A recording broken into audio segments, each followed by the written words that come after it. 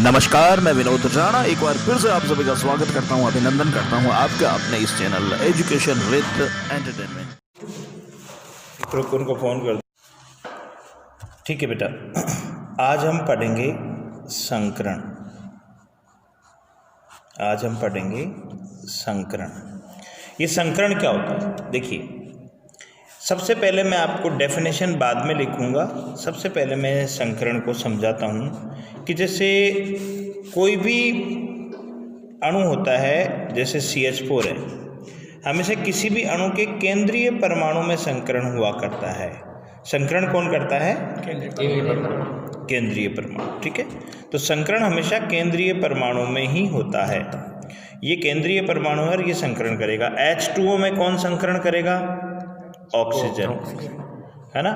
NH3 में कौन संकरण करेगा? नाइट्रोजन। तो जो केंद्रीय परमाणु होता है वही संकरण करता है। ठीक है, ये तो हुई बात कि संकरण कौन सा परमाणु करता है, किसी अणु में कौन सा परमाणु संकरण करता है। अब दूसरी बात, संकरण होता क्या है? तो देखिए, जैसे मैं इस कार्बन का एग्जाम्पल लेके बताता हूँ मैं कि कार्बन जो है, 4 इलेक्ट्रॉन उसके संयोजकता कोश में 4 इलेक्ट्रॉन होते हैं। कार्बन के संयोजकता कोश में कितने इलेक्ट्रॉन होते हैं? 4। तो अपना अष्टक पूरा करने के लिए वो दूसरे 4 परमाणुओं से साझा करता है। ठीक है, 4 इलेक्ट्रॉनों का साझा करता है। तो इन साझा करने से पहले ये कार्बन अपनी कुछ तैयारियां करता है, अपनी कुछ तैयारी करता है, उसके बाद साझा करता है। उस तैयारी को कहते हैं संकरण। ठीक है, अब उस संकरण में करता क्या है?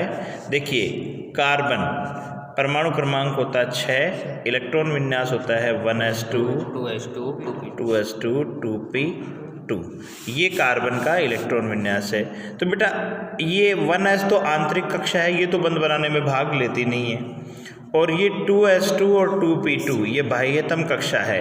इसको संयोजी कक्षा कहते हैं और इसमें कितने इलेक्ट्रॉन है?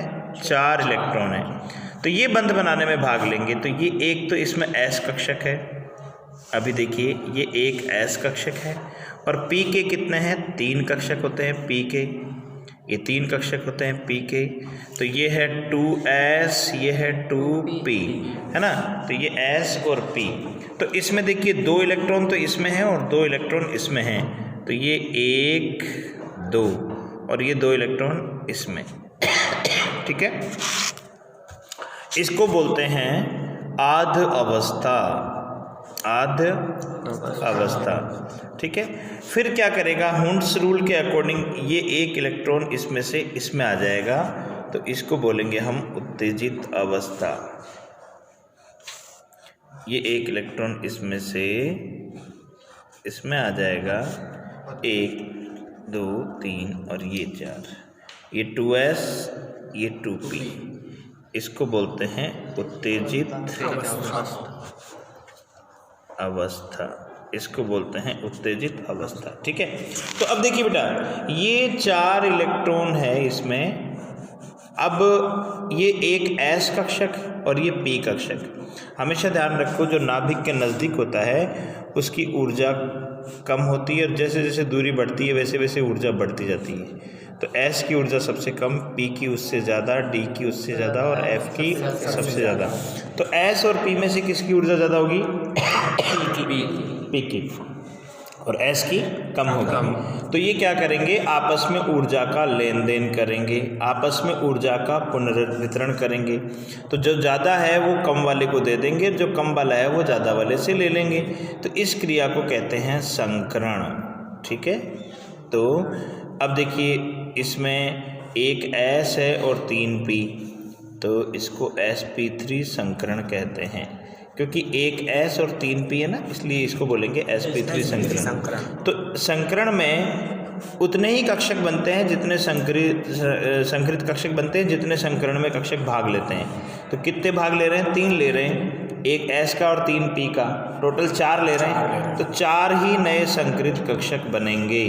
तो इनको बोलते हैं संकरित कक्षक। sp संकरित कक्षक, sp3 संकरित कक्षक, यानी कि 4 sp3 संकरित कक्षक बनेंगे।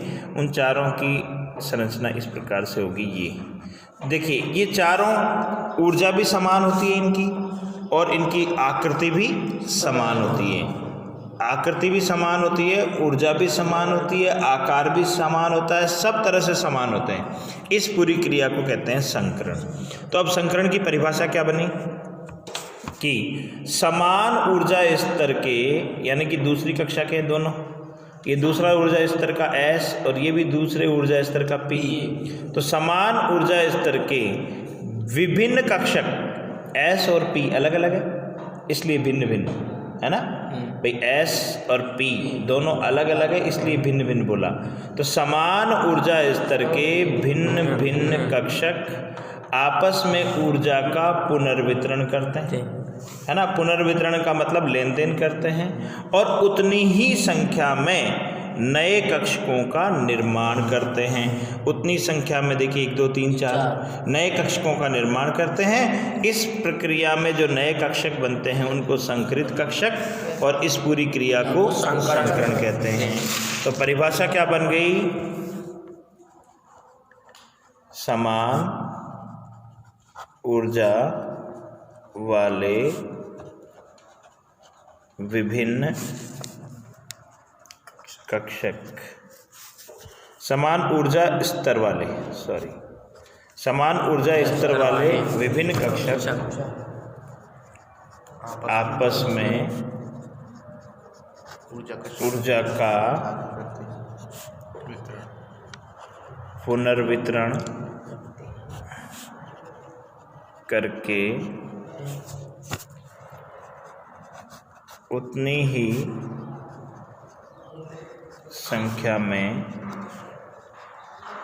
नए कक्षकों का निर्माण करते हैं, है ना। जिनकी ऊर्जा व आकृति भी समान होती हैं, जिनकी ऊर्जा और आकृति भी समान होती है ना। इस क्रिया को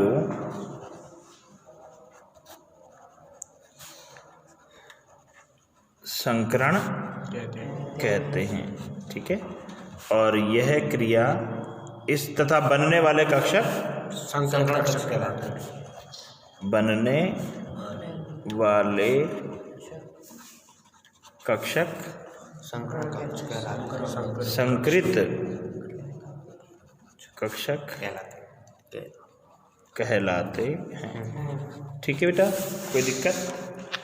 तो देखिए समान ऊर्जा स्तर वाले, ये दूसरी कक्षा के दोनों S और P, इसलिए समान ऊर्जा स्तर या समान कक्षा के बोल सकते हो आप।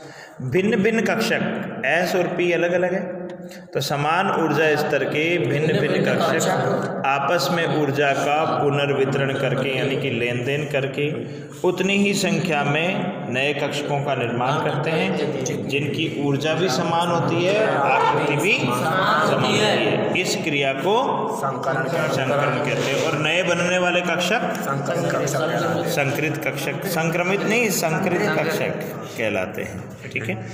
अब हम पढ़ेंगे संकरण के प्रकार। सर अगर किसी कक्षा में 2 इलेक्ट्रॉन हो जाए तब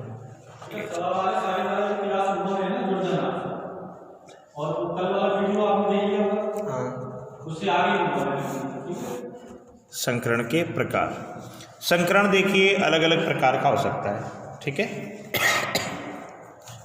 पहला अभी आएगा, सब आ जाएगा। sp3 संकरण, sp2 संकरण, sp संकरण, dsp2 संकरण, sp3d संकरण, sp3d2 संकरण और sp3d3 संकरण। ये 7 प्रकार का होता है संकरण, है ना। पहला sp3 संकरण, दूसरा sp2 संकरण, तीसरा sp संकरण, चौथा dsp2 संकरण, फिर sp3 के आगे d1 d2 d3 लगा दो, sp3d संकरण, sp3d2 संकरण, sp3d3 संकरण। बताइए कोई दिक्कत? बोलिए बेटा। तो ये हो गया संकरण के प्रकार। अब हम बात करते हैं संकरण के प्रकार में। सबसे पहला प्रकार मैं आपको पढ़ाऊँ उसको बोलते हैं sp3 संकरण। पहला sp3 संकरण, ठीक है बेटा। देखिए नाम से ही पता चल रहा है, जब एक S और 3 P कक्षक आपस में संकरित होकर 4 sp3 संकरित कक्षक बनाते हैं, है ना। तो इस प्रकार के संकरण में, इस प्रकार के संकरण में एक S तथा 3 P कक्षक परस्पर संकरित होकर 4 sp3 संकरित कक्षक बनाते हैं, ठीक है। ये चारों sp3 संकरित कक्षक किस ज्यामिति में व्यवस्थित होते हैं? एक चतुष्फलकी। पहला पॉइंट तो ये हो गया, है ना। दूसरा, ये चारों जो है, ये चारों लिखता नहीं हूँ मैं, डायरेक्ट बना के बता देता हूँ। कार्बन परमाणु क्रमांक 6, 1s2 2s2 2p2, तो लास्ट कक्षक ये हैं, इसमें संकरण होगा। जैसा मैंने अभी पहले ही बताया, अभी जस्ट ये 2s 2p 2 ये 2 इलेक्ट्रॉन इसमें, ये 2 इलेक्ट्रॉन इसमें, ये होती है आद्य अवस्था। ये इलेक्ट्रॉन इसमें से इसमें आएगा, इसको बोलेंगे उत्तेजित अवस्था। 1 2 3 4 2s 2p, है ना। तो ये हो गई उत्तेजित अवस्था। अब संकरण कौन सा हो गया? देखिए, एक S और 3 P, इसको बोलेंगे sp3 संकरण। तो एक S और 3 P कक्षक जब संकरण में भाग लेंगे तो इन सब की ऊर्जा क्या हो जाएगी? समान हो जाएगी, 1 1 1 1। तो इनको बोलेंगे sp3 संकरित कक्षक। बोलो। और ये कितने बनेंगे? 4, 1 2 3 4। ये चारों एक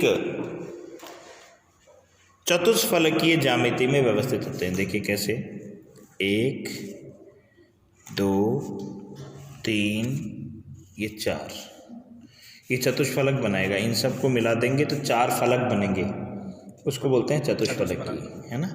जैसे ये देखिए, एक फलक तो बन जाएगा ये, एक बन जाएगा ये 2, और एक इसके पीछे 3, और एक नीचे 4, चतुष्फलक बन गया। इसीलिए इसको बोलते हैं चतुष्फलकी। और इसमें जो बंध कोण होता है वो हमेशा फिक्स होता है 109 डिग्री 28 मिनट का, ठीक है। तो ज्यामिति कैसी होती है इसकी? ज्यामिति होती है चतुष्फलकीय, ठीक है। और बंध कोण कितने डिग्री का होता है? बंध कोण इसमें होता है 109 डिग्री और 28 मिनट का, ठीक है, ठीक है। कोई दिक्कत? संकरण और तत्व में है कार्बन का नाम बेटा। तो इनकी जो ज्यामिति होती है चतुष्फलकी होती है, वो इस प्रकार से होती है। देखिए, 1 2 3 और ये 4। अब इन सब के, ठीक है, इन सब के पास कितने कितने इलेक्ट्रॉन है? एक एक एक। अच्छा, अब इसका एग्जाम्पल, उदाहरण बता रहा हूँ मैं। उदाहरण। इसके उदाहरण में हम पढ़ेंगे एक तो मेथेन की संरचना CH4 यानी कि मेथेन की संरचना, ठीक है। तो मेथेन की संरचना में हम क्या पढ़ेंगे बेटा कि जैसे ऐसा ये संकरित कार्बन परमाणु है, केंद्रीय कार्बन परमाणु C है, इसमें 4 संकरित कक्षक बनेंगे, 1 2 3 और 4, ठीक है। 4 बन गए ऐसे। इन चारों के पास कितने कितने इलेक्ट्रॉन हैं? एक। तो ये क्या करेंगे, 4 हाइड्रोजन से फिर साझा करेंगे। हाइड्रोजन में कितने इलेक्ट्रॉन होते हैं? 1 और 1s1 यानी वो भी s कक्षक में होता है। और s कक्षक कैसा होता है? गोलाकार। तो s कक्षक फिर एक साझा इससे करेगा हाइड्रोजन का, ये हाइड्रोजन जुड़ गया और इसमें बंध बन गया सिग्मा, और ये sp3 और s, तो अतिव्यापन हो गया ये sp3s, है ना। इसी तरह से यहाँ लिख देता हूँ मैं, अतिव्यापन sp3s अतिव्यापन। दूसरा हाइड्रोजन यहाँ जुड़ जाएगा, इसमें भी सिग्मा, वही sp3s अतिव्यापन। तीसरा हाइड्रोजन यहाँ जुड़ जाएगा, वही सिग्मा sp3s। चौथा हाइड्रोजन यहाँ जुड़ जाएगा, वही सिग्मा sp3s। तो इस तरह से 4 हाइड्रोजन जुड़ गए, तो ये बन जाएगा C, एक सिग्मा इधर हाइड्रोजन, एक सिग्मा इधर हाइड्रोजन, एक सिग्मा इधर हाइड्रोजन, एक सिग्मा इधर हाइड्रोजन। तो ये बंध कोण जो है 109 डिग्री 28 मिनट का हो जाएगा, ठीक है। तो इस तरह से ये तो हुई मेथेन की संरचना। इसी का एक और उदाहरण देता हूँ मैं, एथेन CH3 की संरचना, ठीक है। तो एथेन की संरचना में कितने कार्बन है? 2 कार्बन है। तो ऐसे 2 कार्बन बना लेंगे। एथेन की संरचना में देखिए, मेथेन की संरचना में तो केवल 1 कार्बन था, इसलिए हमने 1 कार्बन बनाया और उसकी चारों संयोजकताओं पर हाइड्रोजन जोड़ दी। इसमें एथेन में कितने कार्बन है? 2, और दोनों ही sp3 संकरित है, तो इन 2 कार्बन बनाएंगे, 1 2 3 4, और दूसरा कार्बन इधर बनाऊंगा मैं, 1 2 3 4। इन सब के पास कितने कितने इलेक्ट्रॉन हैं? एक है, है ना। तो ये सब 2 करना चाहेंगे, तो ये 1 इलेक्ट्रॉन दे देगा इसको और ये 1 इलेक्ट्रॉन दे देगा इसको, तो साझा कर लेंगे 1 इलेक्ट्रॉन का आपस में ही, और सिग्मा बन जाएगा ये sp3, क्योंकि ये भी sp3 है, ये भी sp3, और इनके पास 1 इलेक्ट्रॉन है, ये सब साझा कर लेंगे हाइड्रोजन, sp3s, ये सिग्मा sp3s, ये सिग्मा sp3s, ये सिग्मा sp3s। इसी तरह से 3 हाइड्रोजन इधर, ये सिग्मा sp3s, ये सिग्मा खोलो sp3s, ये सिग्मा sp3s, है ना, ठीक है। अब देखिए, ये 1 कार्बन, ये सिग्मा बन, और 1 2 3 ये सिग्मा हाइड्रोजन 1 2 3 ये सिग्मा हाइड्रोजन बंद। इस तरह से ये बन गया इथेन की संरचना, ठीक है बेटा। अब आप लोग एथेन के बाद में प्रोपेन का आप खुद बनाएंगे, और कल हम लेंगे sp2 संकरण। ओके।